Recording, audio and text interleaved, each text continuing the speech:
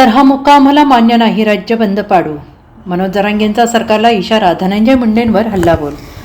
दिवंगत सरपंच संतोष देशमुख यांच्या कुटुंबियांना न्याय देण्यासाठी आज धाराशिव जिल्ह्यात जन आक्रोश मोर्चा काढण्यात आला. या मोर्चात मराठा आंदोलक मनोज जरांगे पाटील, खासदार बजरंग सोनवणे, खासदार ओमराजे निंबाळकर, खासदार आमदार सुरेश धस यांच्यासह अनेक आमदार, स्थानिक लोकप्रतिनिधींनी आक्रमक भाषण करत आपली भूमिका मांडली आणि आरोपींना लवकरात लवकर फाशीची शिक्षा देण्यात यावी, हा खटला फास्ट ट्रॅक कोर्टात चालवावा अशी मागणी खासदारांनी केली.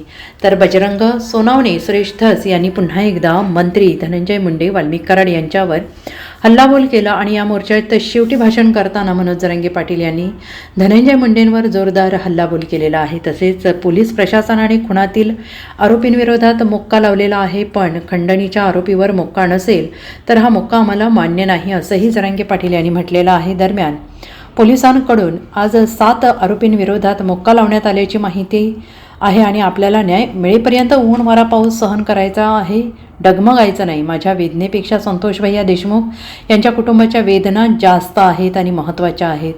सगळ्या आरोपींविरोधात मोक्का लागेल अशी माहिती आली आहे, मात्र खंडणीतील आरोपीविरोधात मोक्का लागला नसेल तर तो आम्हाला मान्य नाही. खंडणी आणि खुनातील आरोपी एकच आहे, सगळ्यांविरोधात गुन्हा दाखल करा अशी माहिती मनोज जरांगे यांनी मोर्चातून केली आहे. खंडणी आणि खुनाचे आरोपी एकच आहेत, सर्वांना 302 मध्ये घ्या, एकही आरोपी सुटता कामा नाही आणि आम्ही हे राज्य बंद पाडू. जर पदावरून हटवलं नाही तर एक दिवस लोक मारतील असं धस यांनी म्हटलेलं आहे. तर अण्णा, आता जर नख लागला तर कुत्र्यासारखं सालपट काढू, दगाफटका केला तर सरकारचा कार्यक्रम झालाच असं म्हणत मनोज जरांगे यांनी थेट मंत्री धनंजय मुंडेंना आणि राज्य सरकारला इशारा दिलेला आहे.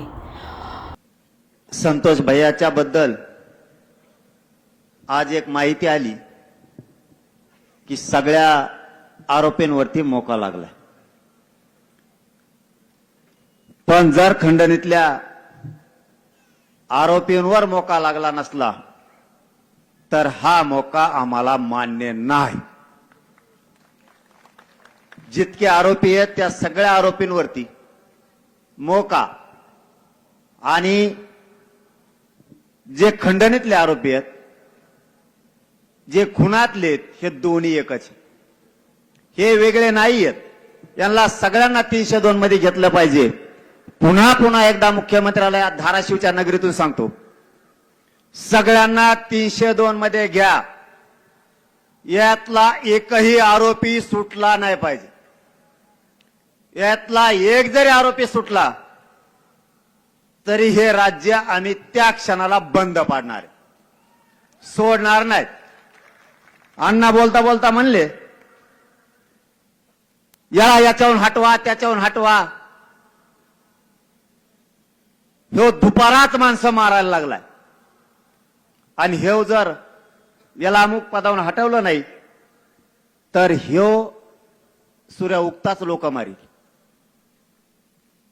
अण्णा पोरं सकाळी मरून द्यायचे का इथून पुढे लोक आपले? आता तुम्ही नुसतं नक्त लावा, मग तुम्हाला कळन कसे कुत्र्यासारखे सालटे निघतात अंगाचे. आता एवढं सोपं नाही.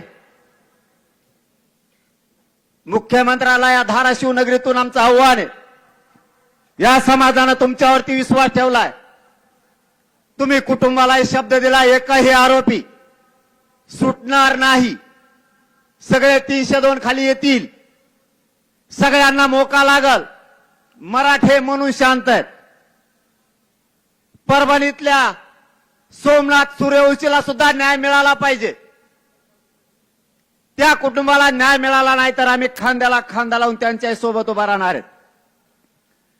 जर या कुटुंबाशी मुख्यमंत्र्यांनी दगाफटका केला, तुमचा सरकारचा कार्यक्रम संपला.